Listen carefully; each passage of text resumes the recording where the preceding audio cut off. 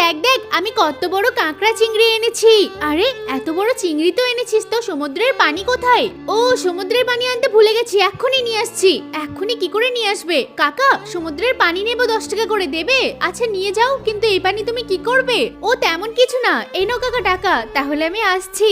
এরা নাকি টাকা দিয়ে আবার সমুদ্রের পানিও কিনতে আসে, পাগল আছে মনে হয়। ভাই তাড়াতাড়ি বাইরে আয়, আমি সমুদ্রের পানি নিয়ে চলে এসেছি। কই দেখি, এটা মোটেও ভালো না। এই দিয়ে কি লবণ বানানো যাবে? আরে কে বলেছে যাবে না? তুই আমার উপর ছেড়ে দে। এই পানি দিয়ে আমি তোকে লবণ বানিয়ে দেখাবো। এই যে সমস্ত পানি কড়াইয়ে ঢেলে দিয়েছি, এবার ভালো করে জাল করে নেব। আগুনের তাপটাও বেশ খানিকটা বাড়িয়ে দিয়েছি, আর এই পানিতেও বলক চলে এসেছে। আরে বাহ, কত সুন্দর লবণ তৈরি হয়ে গেছে। আর একটু ভালো করে ফোটালেই একদম ঝুরঝুরে লবণ হয়ে যাবে। ভাই তাড়াতাড়ি ওই কাঁকড়া চিংড়িটাকে নিয়ে আয়। সত্যি রে ভাই, তোর হাতে জাদু আছে বলতে হবে। এই যে চিংড়িটাকে লবণের উপর বসিয়ে দিলাম, সাথে কিছুটা লঙ্কাও দিলাম। এবার ঢাকা দিয়ে